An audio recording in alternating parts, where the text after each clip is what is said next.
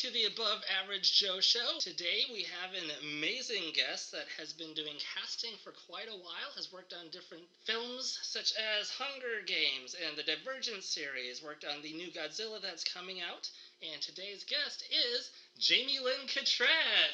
Hey guys! Woo! Yeah! Hey guys, thanks for having me, Joe. You're welcome. And as always, I am your host, Joe. You know, do not have as clever as you think. Whatever pays your bills. JAMIE, thank you for being here so much. Of course. To be honest, you are probably the one person I know the most out of all of our guests for this first season. So this could be very interesting. And I will try not to divulge too much information about you. Okay. Let's keep it to We a both minimum. have a lot of dirt, so we don't want to air either of our dirt out. We are going to go ahead and find out how you got into working in the film industry, because the one thing that I love is that every single person, no matter where they're at in the film industry, typically has some sort of different story, unless they went to film school and went straight into film. Right. That one's the typical story, but going into casting is not something you typically go to school for. Right, there is no school for it. So I grew up as a theater kid. Spent many years in the theater. I was doing professional theater by the time I was 16. By the time I was 18, I had a film agent. And I actually tricked the agent into letting me work for him. And I worked for him for many years. And then I finished school. I took a little time off from working at an agency. And once I graduated, it was 2008 when I graduated from college, which, as you know, was the housing market collapse. Yeah. And so even though I had graduated top of my class, there were absolutely no jobs. So I got a job working at another agency in town, AMT, which is Atlanta Models and Talent. It's the longest running agency in the Southeast. I was trained by Sarah Carpenter and Kathy Hardigree. And Kathy was Samuel L. Jackson's first agent. Oh, wow. Yeah. And she was intense. She made me read, like, these huge SAG books. It was extremely intense training. Eventually, Sarah bought the agency, and I'm still friends with Sarah to this day. So I have a great connection with several agencies in town, but I kind of feel like AMT was my home for a little while. So I trained there for about a year and a half. Did you ever cross paths with Sammy? No. So by the time I was there, she was no longer his agent. He had already moved and all that. But he was already on his 400th project. That's exactly right. So from there, I got a job offer to be manager of operations of an acting studio in town. And while I was there, I met Bill Marinella, who is a casting director in town, and he's one that I listed earlier. He's still a good friend of mine, but I got into the casting side that way. So it's really been a slow journey since I was a kid to where I am right now. It's been a lot of hard work, obviously, but yeah, I've spent most of my life, more than half of my life, in either the theater or the film and TV industry.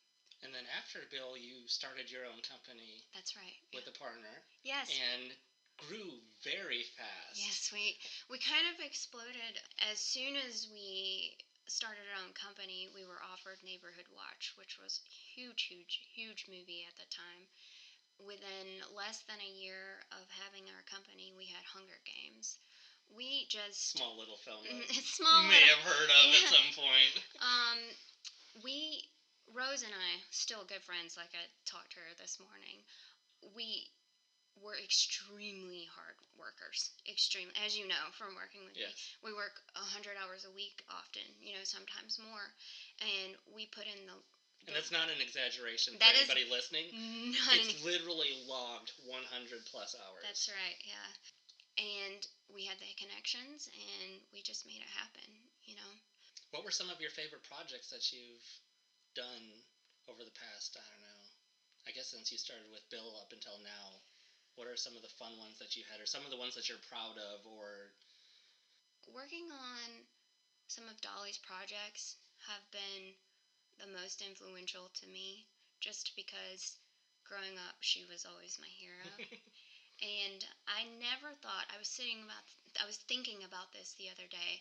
I never thought when I was a little girl listening to all of her songs that I would one day be able to work on some of her movies. Are you going to sing Jolene for us now? I can't sing. I'm tone deaf, people. Don't put the pressure on me.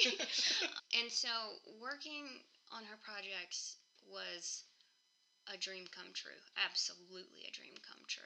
And it's been several projects now. It wasn't just one project No. and Dolly was gone. Yeah, no. She came back for more from you. Yeah, I mean, I will say that I put a lot of extra work into those projects just because it was, you're amazed that you're working on something like that. So of all the projects I've done, I would say that, and I'm sorry for offending anybody, but she's my hero. There's always got to be a favorite. No matter how many children you have. No, you know that I don't even have a favorite color because I don't want to hurt the other color's feelings. But that one has been super influential in my life. And did you ever get to meet her? I know we went to set one day with Ices, trying to meet up with her just to get a glimpse to look in at person. Her, right? So I did actually get to meet her on this last project that I worked on. She's the nicest person I've ever met, by far. I mean, there is no fakeness about her. She was kind and loving, and she's a unicorn. Semi-random question. Sure. Who was taller? That's so mean, Joe. That's not mean. That's so mean. That's not mean, because first of all, Dolly always... You both are as cute as a bunny, so it's not mean. She always wears heels. Always. I think she might sleep in heels. I don't know. But so, they've just grown attached. They don't come off anymore. So I'm 5'1.5", and she's naturally shorter than I am. And that 1/2 counts, people, for whoever's listening to this. She's naturally shorter than I am, but I didn't have heels on that day, so... So you could totally body double or stand in, given a wig. if you wanted to cast yourself in something, you could totally play Dolly Parton on screen if you weren't so busy. Obviously, if you weren't so busy. I would say that I would have to find someone else to double for her, just for other reasons that I won't go into in this podcast. But that would be a dream come true, too. Cool, awesome. We are going to go ahead and take a break from this. We will be right back after a couple words from our sponsors.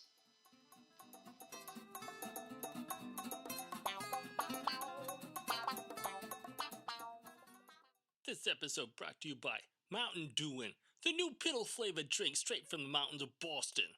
Mountain Dewin, how you doing?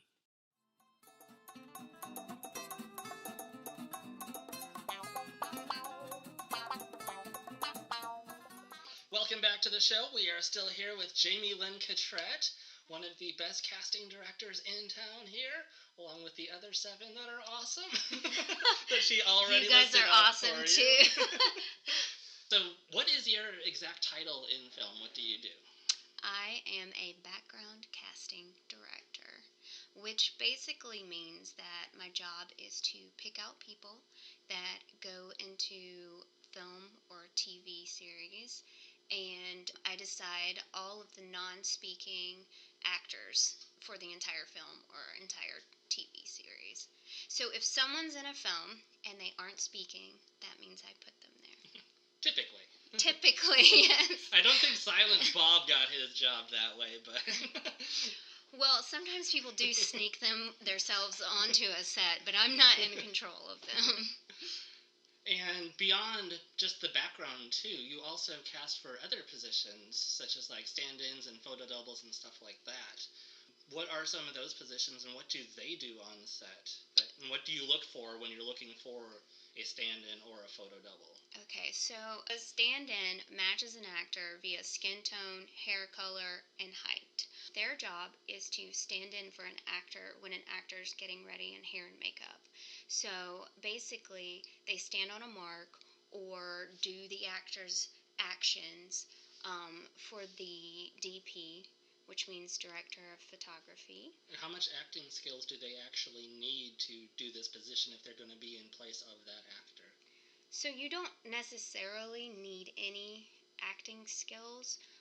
You do have to be hyper vigilant about paying attention to what an actor does. Like, if an actor uses his right hand in a scene, you have to make sure that you use the right hand in the scene. So you have to basically just be able to pay attention and mimic what that actor does.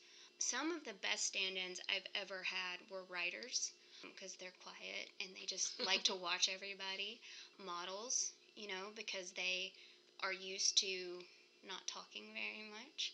Stand-ins are treated like crew, basically. They become a part of the family. Stand-ins have to be extremely responsible. The best stand-in I've ever had was Matthew Eldridge. I knew I was going to say that name. I knew it. And we've actually had him on our other podcast. Oh, you did? Yeah, he actually wrote the book on standing in. Like, literally. He actually wrote the book. But he would show up an hour to an hour and a half early before his call. He would completely memorize the words even. Sometimes DPs want you to say the actor's lines. So in those circumstances, I would say that it is necessary to have some degree of at least acting classes or a theater background to be able to complete the job. Have you ever had someone go in where they wanted the lines recited and they were like, this person can't act, find me a different stand-in? You don't have to name names. I'm just wondering if it's ever occurred. When I worked with you, we never had that happen as far as I know, that Right. was the reason that somebody was fired. So stand-ins get fired all the time, but it's normally not because of that. It's normally because they're late. The most important thing that a stand-in can do is show up early, because their entire job revolves around being there before the actor is supposed to get there. So usually it's because they're either talking too much, they are talking to the actor too much, or they are late. It's almost always because they are late. Or not being where they're supposed to be. That's yes. been a huge issue before, too. Right. Yeah, I mean, when you're a stand-in, you can't even go to the bathroom without telling someone. That's one of the interesting things about being a stand-in is you have to ask to go to the bathroom. And you can't go if it's not a good time. It's more of a courtesy to production that you're asking. It's not that they're trying to control you. It's that they need to know where you're at in case they need you. Right. Exactly. I mean, they're not trying to control your entire life. Yeah, but they don't want to control your bladder. It's more of production and trying to get things filmed than you're not allowed to pee because we don't want you to. Right place, right time for everything, including the bathroom. And then photo doubling. What is the difference between photo doubling and stand-ins, and what do you look for photo doubles? So with a stand-in, you have to match the skin tone, the hair, and the height. But with a photo double, you actually have to look very similar to the actor. And why is that? Because you will be portraying that actor on screen. It could mean something as simple as picking up a book. It could mean that you're driving a car. Essentially, you are playing that actor on screen. Usually, we have access to wigs or, fake facial hair. Bald caps. For redheaded, bearded people. Exactly. Don't even get me started on that one. I still fear that in my mind. But you have to match their build. You have to usually put on a set of their clothes. So you have to more closely resemble a person. And sometimes the people that we pick have absolutely no experience. They just look like that person. So we get them on set and we coach them through being that person. And do you sometimes hire the same people for the stand-in as the photo double, or do they sometimes pull them to photo double if they decide to, hey, let's throw in some hand shots here today? Or do they end up calling you again? It's like, hey, we want to do shots tomorrow. Find us a set of hands that look like these hands. So sometimes the stand-ins are close enough that they can be photo doubles. So they would be listed on our skins, which is basically just a list that we send to production as stand-in/photo double. That's the ideal scenario, is when your stand-in looks so much like the actor that they can photo double. But sometimes even when they do look like them in the face, the body, the skin tone, the hair, their hands might not match. So we may have to find one photo double for their hair, another photo double for their body, and another photo double for their hands or their feet or elbows or, I mean, you know, you name it. Whatever you need. Right, you name it, we've had to have a photo double for. A butt photo double. I was going to say, I have a butt double that's coming in a couple days that I'll be recording a podcast with. He's got a great story about Owen Wilson's butt double. Okay. Well, I mean, it's a way to get it's paid. Whatever, yep. Yeah. Whatever pays your bills.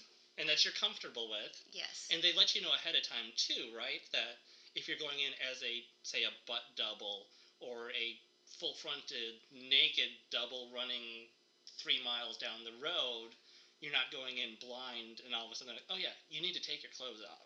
I would say that I always let people know. I've heard horror stories of other casting companies accidentally not telling them and them showing up and they're supposed to be naked or, you know, just something they're completely uncomfortable with. But it does happen. I've never experienced it happening. I'm going to knock on wood right quick. That's because you're always prepared, too, which helps a lot. Well, I try to be on top of ahead. I try to be on top of things, as you know. But it has happened. And sometimes, you know, people would refuse. I would refuse if I showed up and it was something completely different. But usually the rates are way higher for any sort of minimal clothing or nude scenes that you have to be in. And then what about matching people with, like, strange hair? Because I know, like, working on Divergent and Insurgent, we had guys with mohawks, we had guys and gals with shavings in their head. And where do you find the people that are willing to shave their head into a mohawk on Christmas Eve?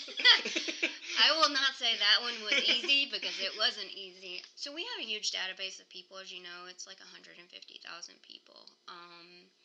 Recently on a series, which I will not name the one, we had to find a female willing to play a male that would let us dye her hair 3 different colors and shave it to male hair length, typical male hair length. I would totally do that if I was a female, but I'm not the not the norm necessarily. So she already had short hair, so we approached her with it, and she said yes.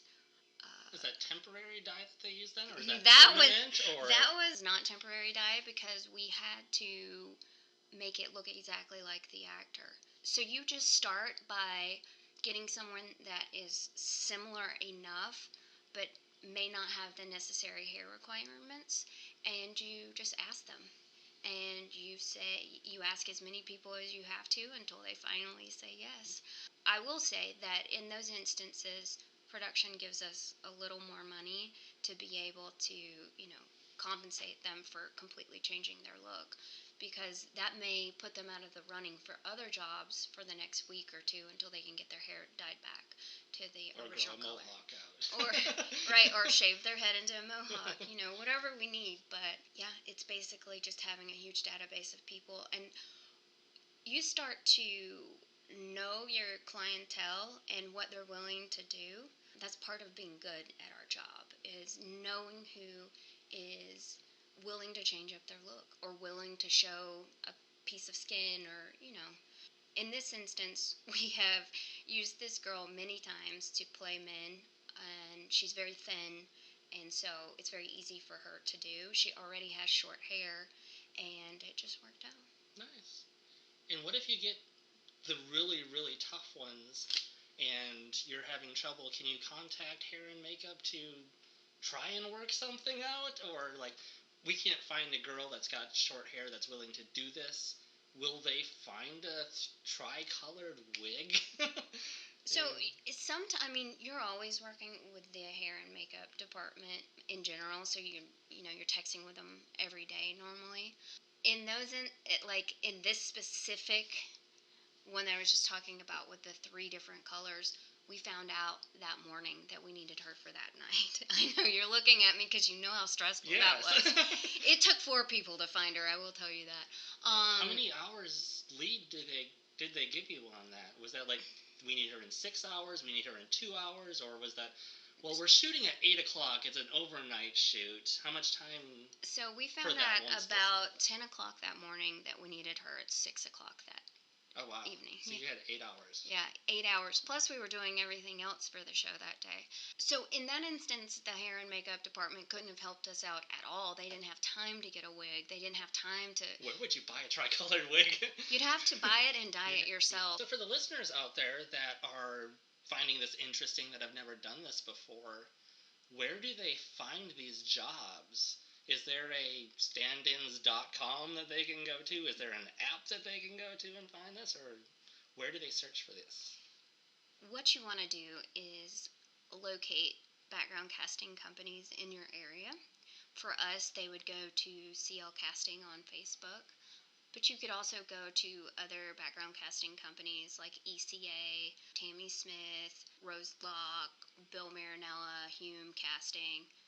Which are all Atlanta-based. For anyone asking, these are the Atlanta-based people. Yeah, I'm actually naming my friends. So free plugs for everybody. I hope they don't mind. So you would find them on social media. That's where a lot of these casting companies really generate a lot of their followers from. And each casting company has their own way of pulling people into their database. If you go to our Facebook, for example, right now we probably have a bunch of jobs listed, and it'll tell you exactly how to submit, what you need, which is usually, as you know, 3 photographs, your phone number, age, height, weight, and sizes sometimes. So that's the way. Just follow them on social media, and they'll guide you to which way they want to receive submissions. And how far out can you live for it to still be, I don't know, reasonable to take one of these jobs? If you're going to be a full-time stand-in on a movie, are you going to hire somebody from Arkansas? Are you going to hire somebody from New York? Are you going to hire somebody from only within the state that on their driver's license says that they're from Georgia? So right now, one of the major projects that we're working on, which again I cannot mention, we've hired people from all over the country for it. I would say that what really matters is how much that person wants to do it and how much they're willing to sacrifice.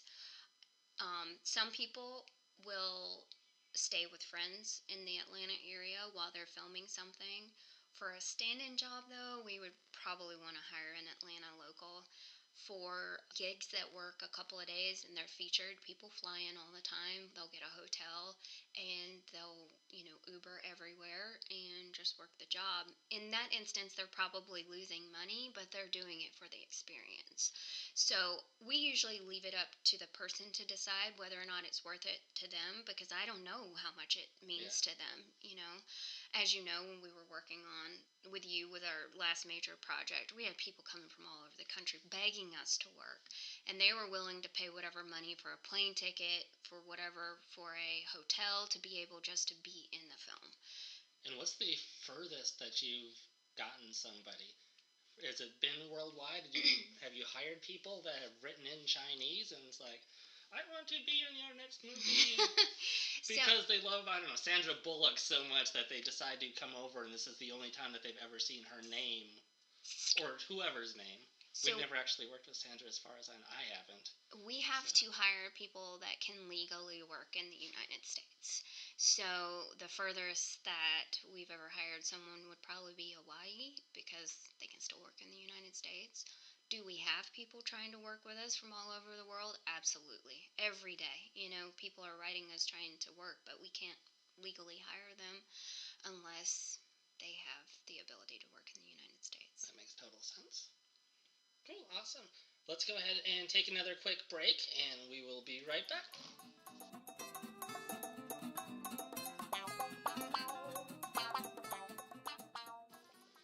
Welcome back, everybody. And I know quite a bit about you, just having worked with you for a while. Mm-hmm. And for a while is an understatement. For 8 or 9 years. But something that a lot of people may not know is that you have a degree in psychology.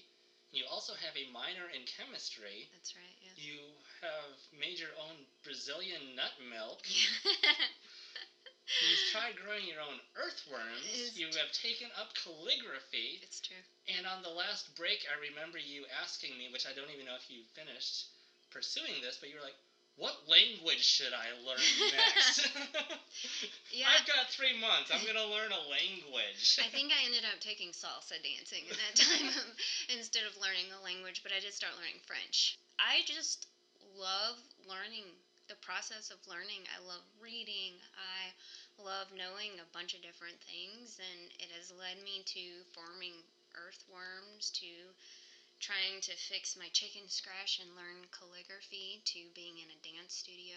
As you know, I have a background in dance, so that was just a fun outlet for me. And you went from being teacher way back in the day. That's right, yeah. And now you are the student learning That's new right. dancing. So when I was in high school, I was actually a tap dance teacher, and I taught ballet to like little 3-year-olds.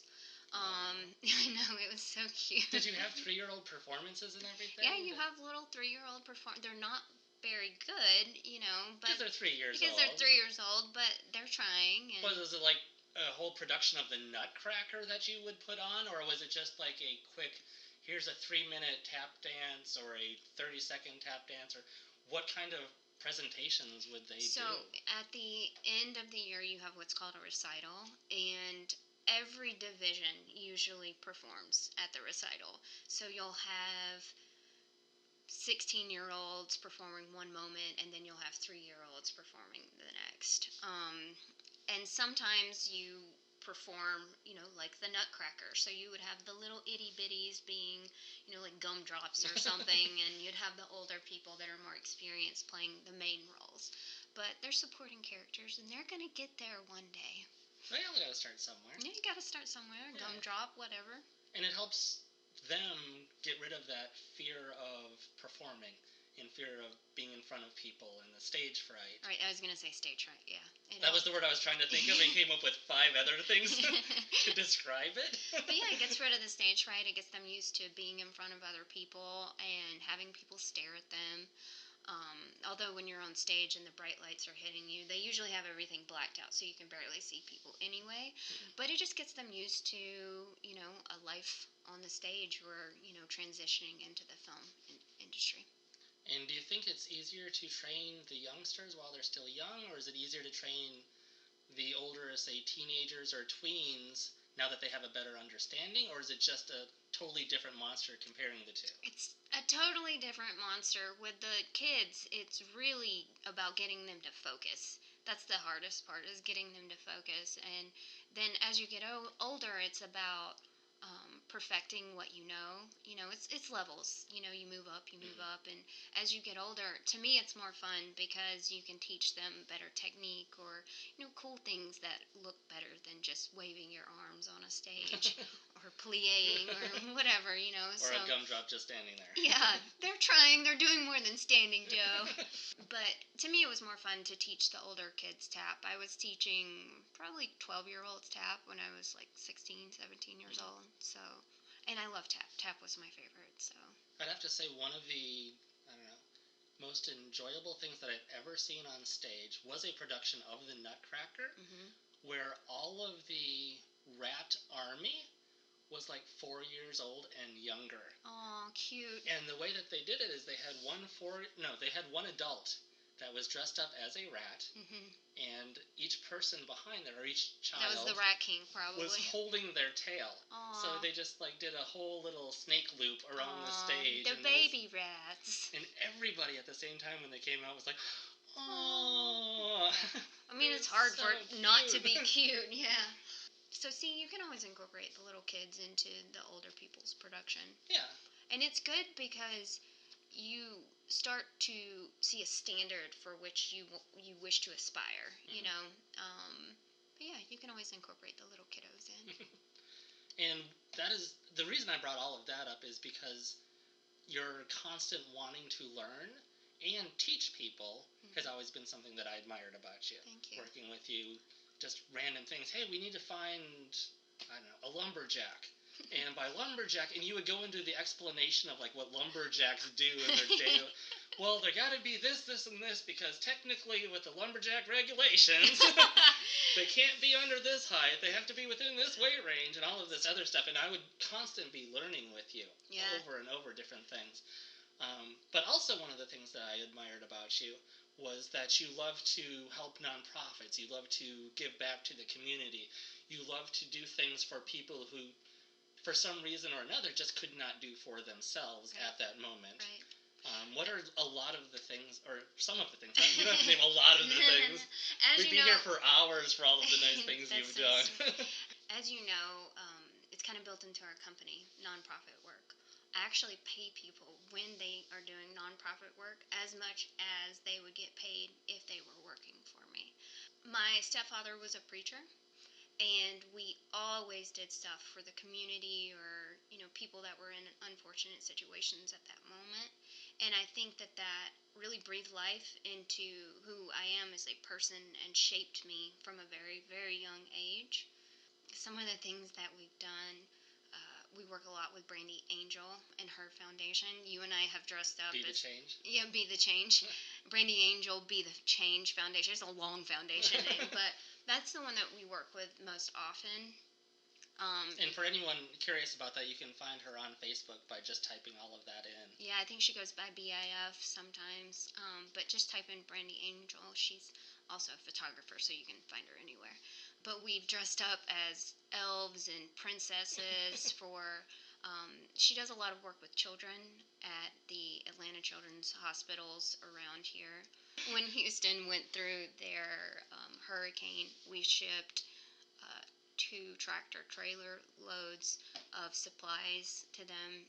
We worked with a bunch of the productions that we were on and just grabbed a bunch of materials and sent them everything from water to dog food to clothes. And it wasn't just productions you had reached out to, too. That's right. We reached out to background. We reached out to restaurants. We worked with the Nook on Piedmont, and they let us drop off stuff at their place. Until it overflowed. It was overflowing. I was amazed by just people's hearts, Because we thought we'd get, maybe one moving truck. Right. So maybe, a 10-foot bed, 12-foot bed, 14-foot bed, maybe? No. It just kept expanding and expanding. And it was 2 tractor-trailers worth. 2 tractor-trailers worth of stuff. That we also had to collect from sets, because sometimes they would just collect them on set and say, hey, we've got stuff, come pick it up. That's right. And, one major film that we were working on that's huge and is about to come out gave us 2 pallets worth of food for dogs, dog food. So it's just amazing how much the film community really comes together whenever you ask for things. Sometimes we work with productions, and we will, on the last one that we worked on, no, actually, some of the last couple that we've worked on, if we have to fill a stadium of people, we will ask a bunch of nonprofits to bring people to us. And in exchange, we will donate money per head. So in that, we usually work with about 20 different nonprofit organizations, like Make-A-Wish. Make-A-Wish I actually loved working with, and they made me one of their wish granters after that. And they're like, everybody. If I ever need anything, I'm going to come to you. Which is true. One of my favorite nonprofit things was when we worked on Robert the Great. It was a kid that was in stage 4 cancer, and he wanted to be Superman for the day. So Brandy called me, and she was going to take him to some place where you just let him fly and put him on a costume. And I was like, no. We are going to do much more than that. So we contacted some of the local stunt players, and they turned out like nothing I've ever seen before. We had this kid in a rig. He had this amazing costume. We had a videographer there. We had Brandy Angel there. She was the one running it. So we had a photographer there.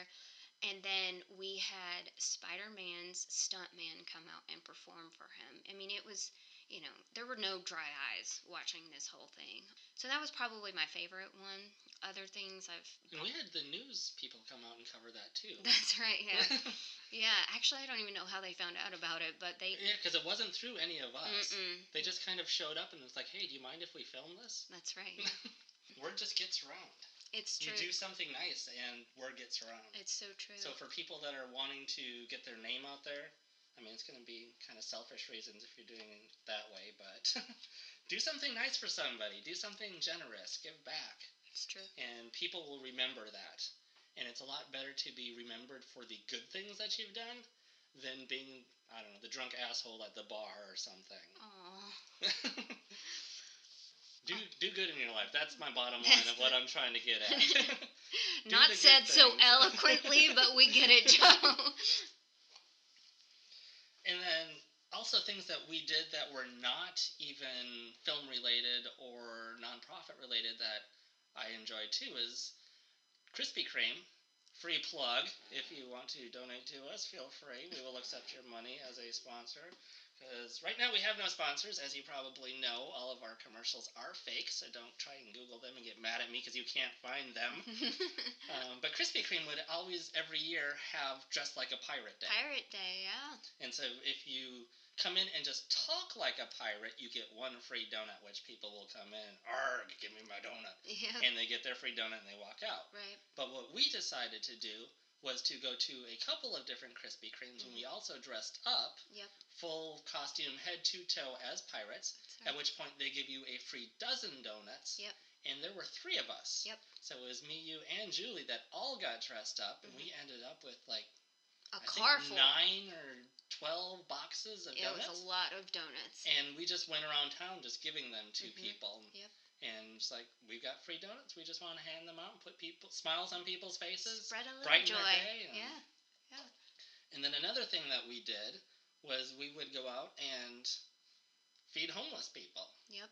And do you apparently remember? it's becoming illegal now from I what didn't I've know heard. That. Well, do you remember what we made one time that they absolutely loved? I have it written down because it was your idea. And I was like, seriously? Because at the moment, I was not a fan of bologna.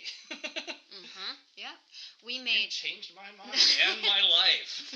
We made hot bologna sandwiches, and we wrapped them up to keep them warm, and we put them in little baskets so that they would stay warm, insulated.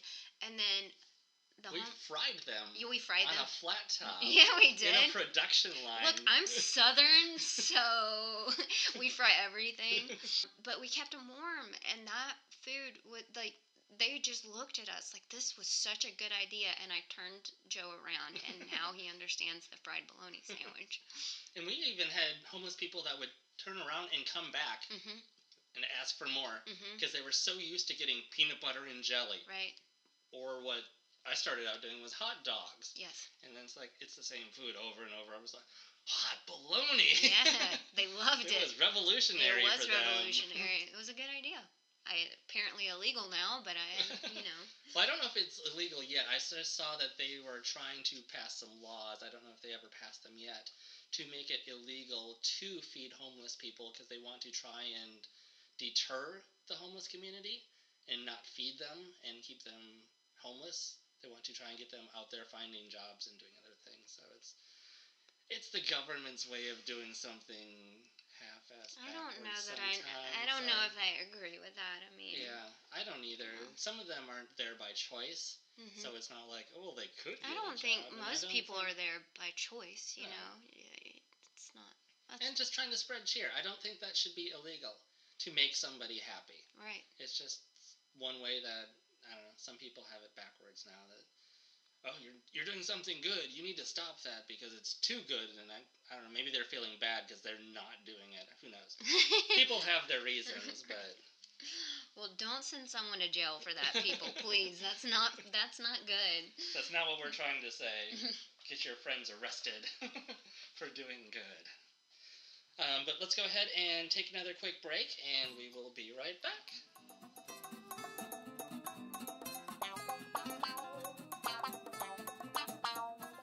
Welcome back, everybody, and we are about to go on a time trip. We are going to go to Ready, Set, Life, Go in our Ready, Set, Life, Go time machine.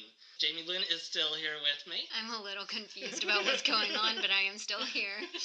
So if you want to go ahead and crawl in the back seat, I will drive and get us to our time destination. Okay.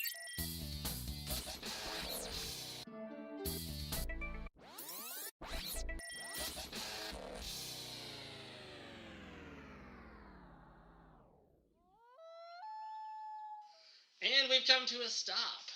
And let's see where we are at.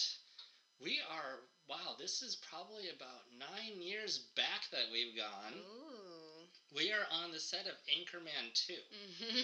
This is an ice skating scene that you can actually see in the movie. Yes.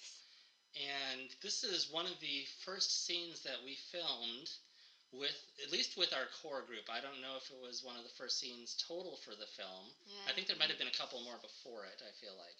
But they had just got their core group for GNN together. Mm-hmm. And I was picked as one of those people. That's right.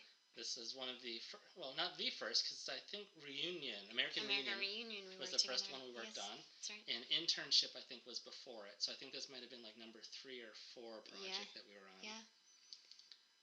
So anyways, Anchorman 2, set in the early 80s, late 70s. I think they were shooting for like 1981, at which point men had a lot of facial hair a lot of head hair. And the number one rule that we were given, that if we were going for these roles, do not cut a single hair on your head. Do not shave your face. That's right. Do not for touch months, any of it. We made you guys grow your hair out. 4 months. I remember. Because it was from approximately December. It was like just before Christmas that we got picked. Right. So I had a friend that was visiting. And then we started filming, I think, in March.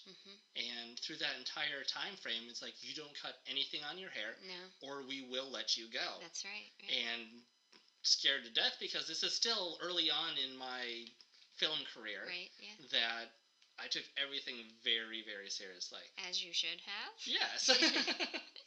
So for me, it was a matter of life and death. Right. And we made you guys send us updates too. We'd make you send us hair and facial hair updates. Because you wanted to see the growth. That's right, yeah.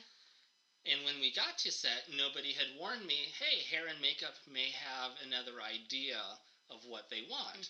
We were just told to match the photo that we sent in, and for me it was chops. Yes. I had chops going all the way down to my chin and the mustache. Yes. And that grew out for 4 months. It was at least 2 inches long, so it was a big, burly, fluffy head. Fluffy, yes, lots of fluff. I get to set, and the very first thing that they do is they put you into your wardrobe, and then they send you to hair and makeup. When I got sent to hair and makeup, the lady's like, oh, I'm going to go ahead and shave all of this off. This is just way too much. At which point it's like, no, you are not touching any of this, because I do not want to lose my job. Yes, it's true. You don't hire me. Jamie hired me. I am not letting you get fired because I was hired for this facial hair. I grew it for 4 months. This is not going anywhere. Joe was crying. Let me just say that. Joe was crying. He called me in tears. I was in tears. He was in tears, yeah. And because they didn't want everyone to have that long of facial hair, so basically they need to cut certain people's. And Joe was selected to have his beard. Have it shaven. Yeah. But what did they end up doing, though? You ended up having... Well, during the phone call, what I did is I was on the phone with you. I was already in wardrobe. I just started walking to set. And just completely ignored hair and makeup while I was talking to you. Because I was like, oh, she'll straighten this out. She'll let them know. She knows what she's doing. She's on top of this. But hair and makeup, as far as hair and makeup goes, has the last say in hair and makeup. That's which right. Yep. I did not know at the time. Right. So at that point, I actually got stopped again by hair and makeup when I got to set. They're like, no, you need to come back with us. Yeah. So I went back, and I was texting you at that point because you couldn't take phone calls the entire night for one crying little Asian boy.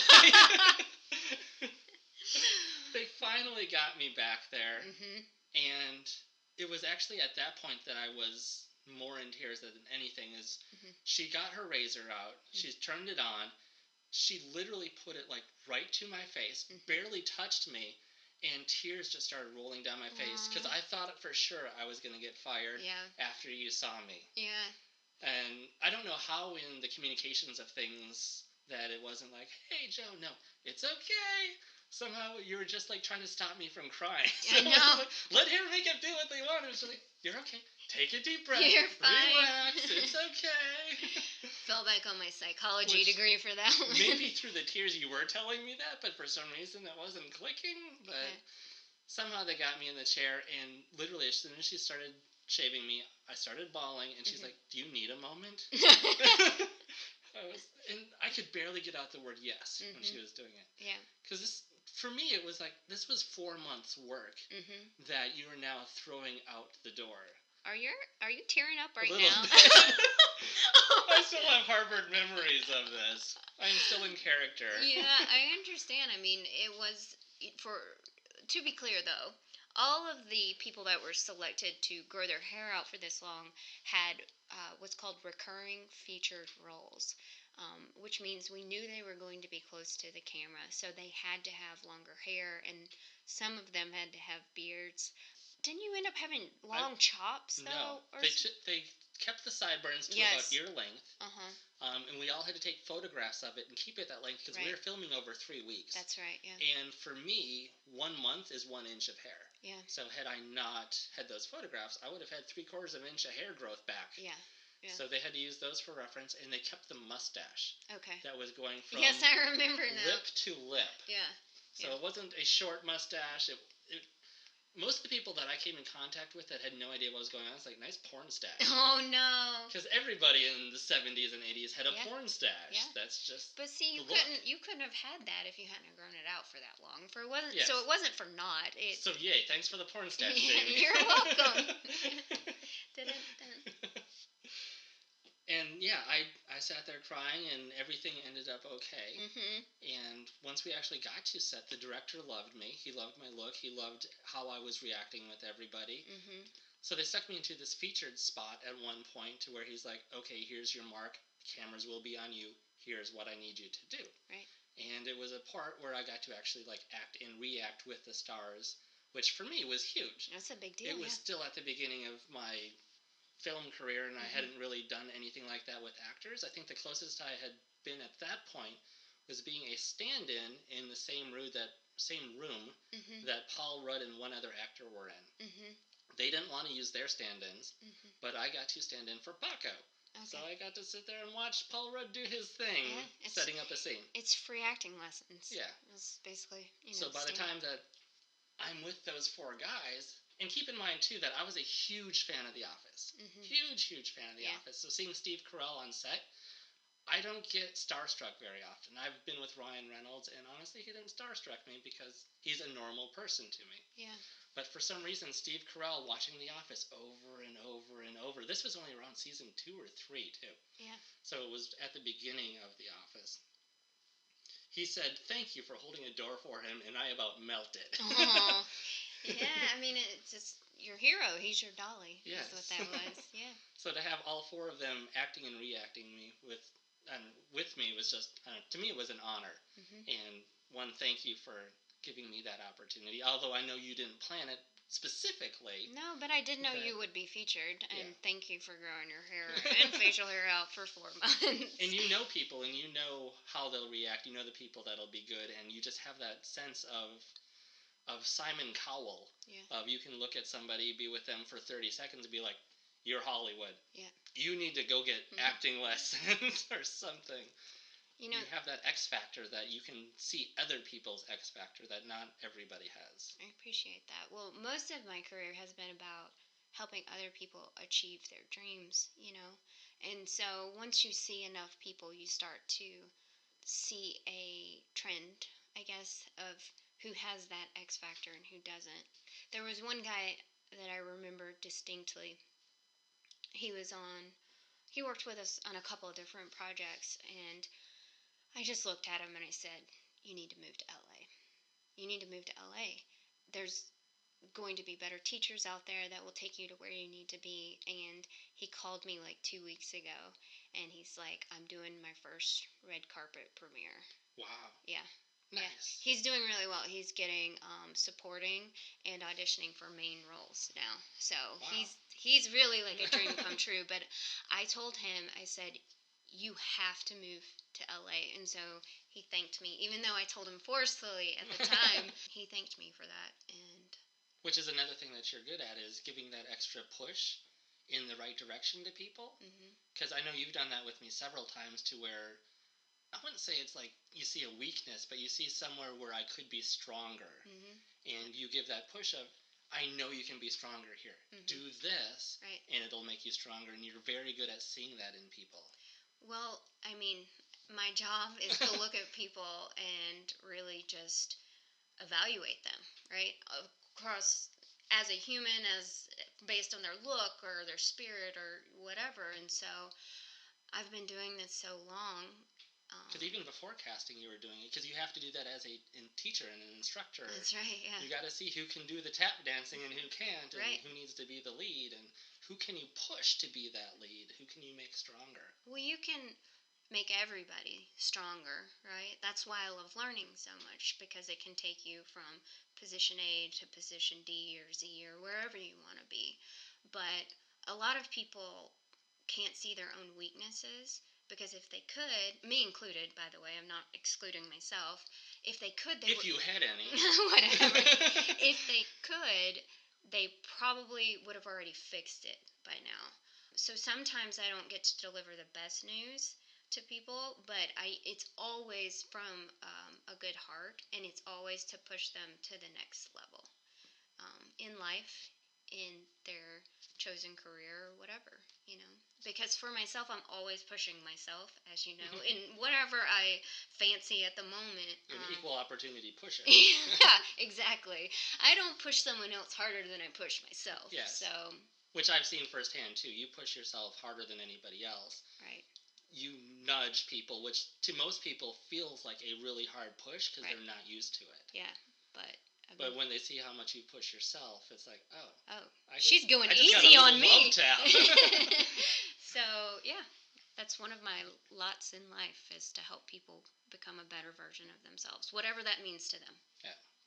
We're going to go ahead and take a quick break again, and we will be back shortly. Don't change that channel.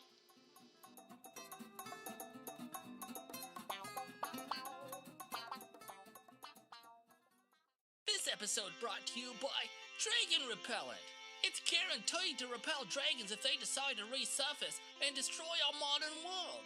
Dragon Repellent is a scientific blend made from a special combination of 11 herbs and spices. Warning. These containers will combust under high temperatures, so keep them away from fires and open flames and any dragons that breathe fire. Dragon Repellent, guaranteed.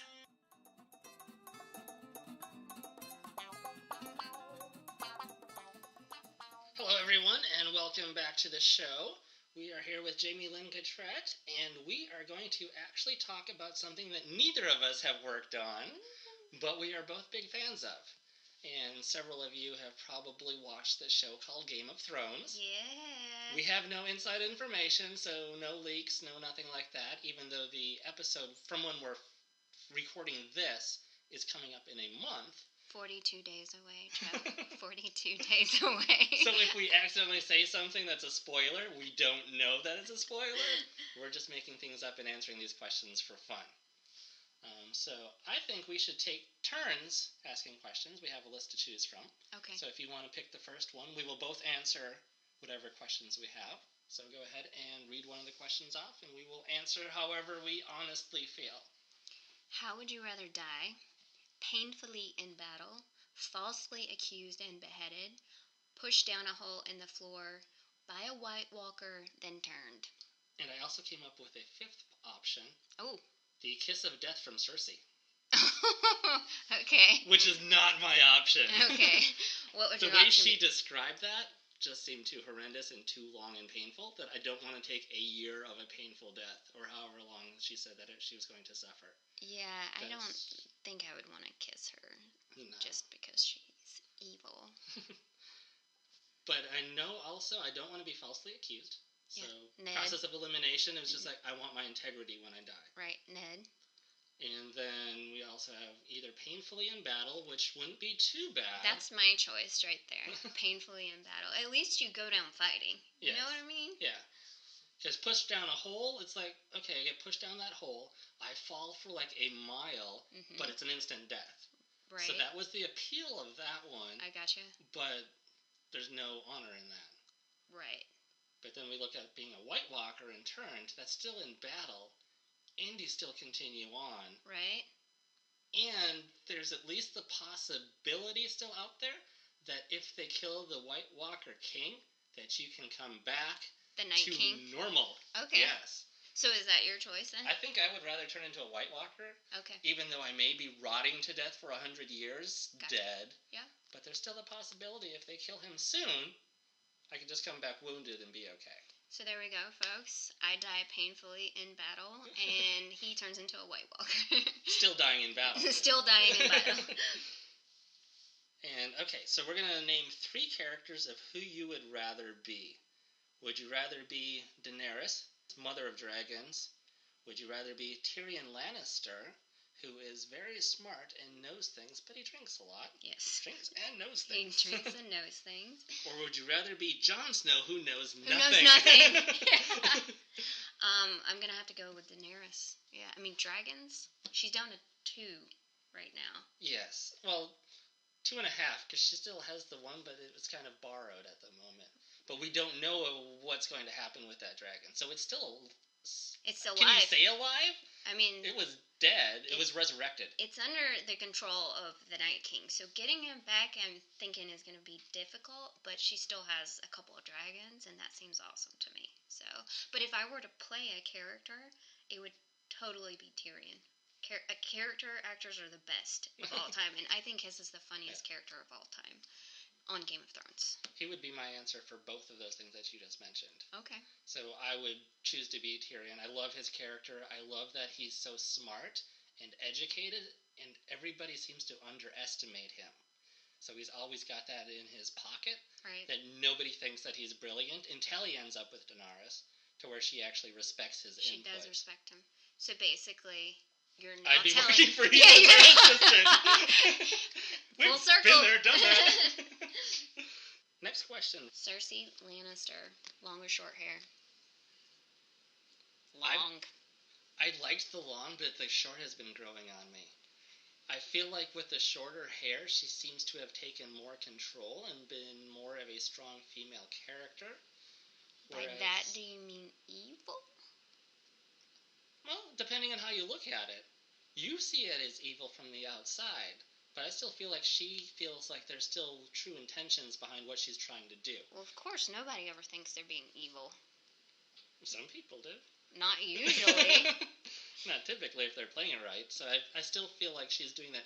She's still trying to keep Westeros and keep everybody safe.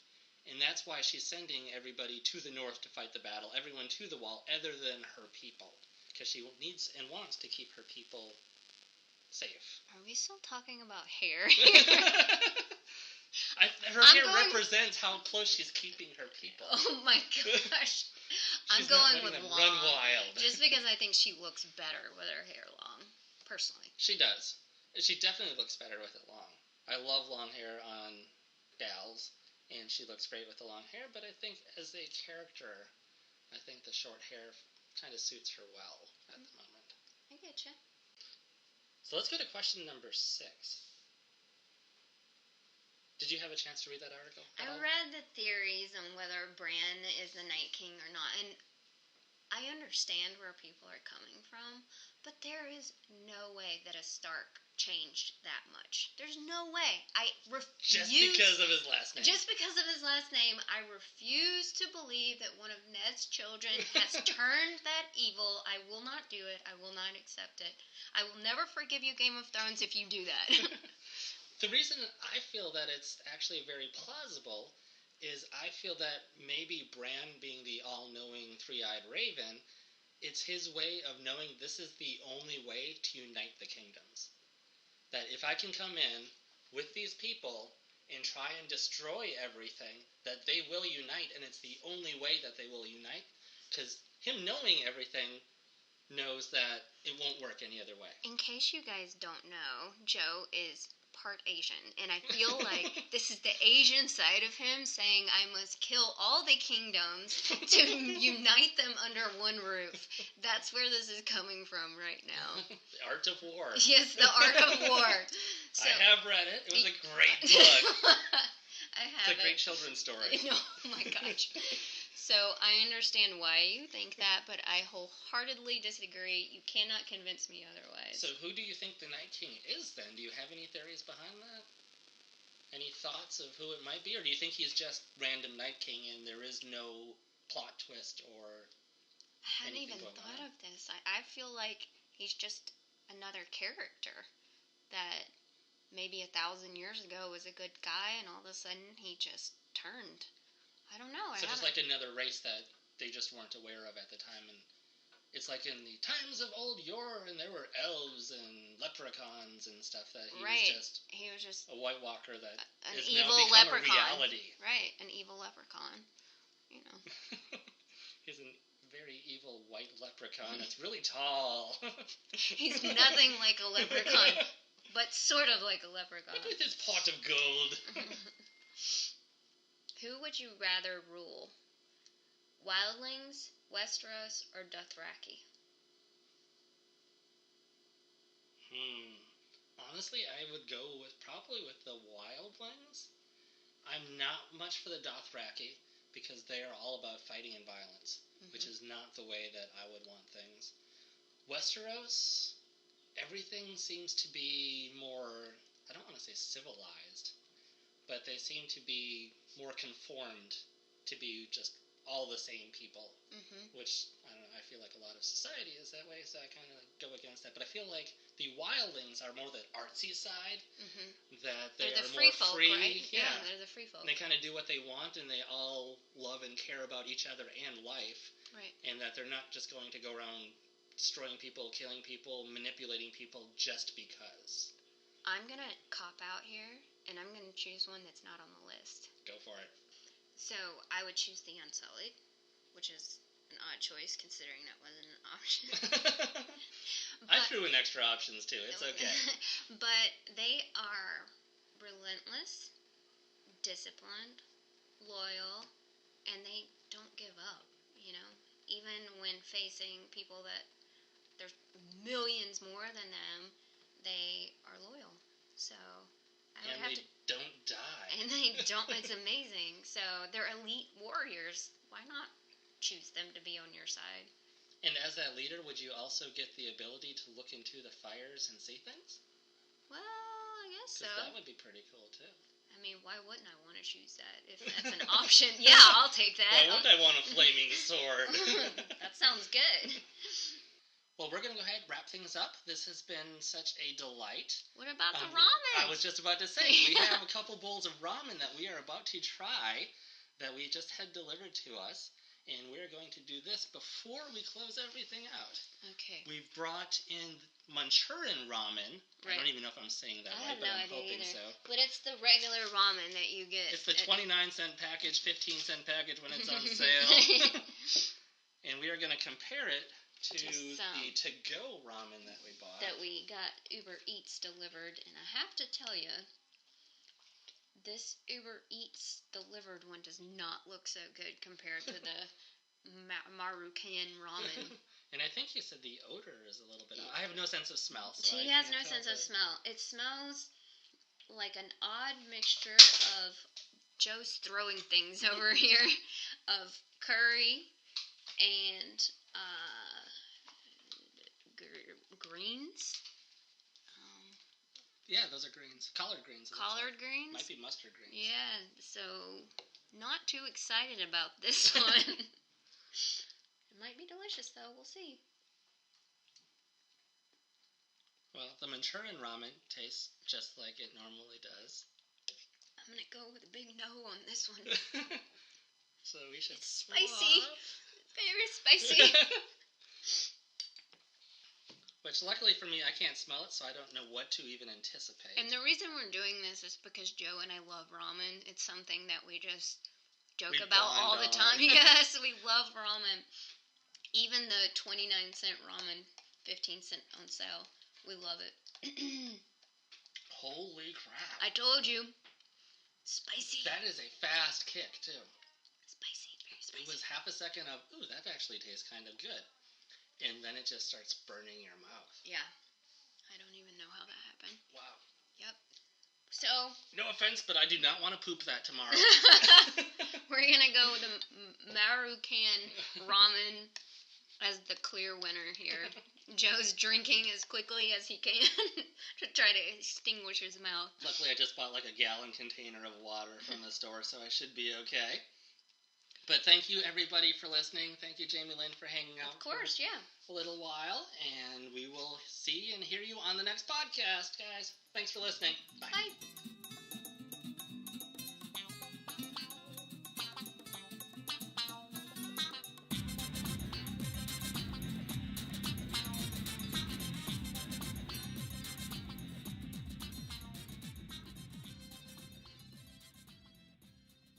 Thank you again to our very special guest, Jamie Lynn Cattrett. A special shout out and thanks to Addison and Cecilia for all of their assistance on this episode, too. The Above Average Dose was written and produced by me. The theme song was composed and arranged by yours truly. Be sure to check out our Facebook, Instagram, and Twitters. And you can also check out another podcast I co-host, The Extra Unordinary, and other great media content by Moon Possum Productions at moonpossum.com. But if you'd like to show your support through a donation, you can go to aajoeshow.com, and all proceeds will go to help support the creation of more great shows just like this one.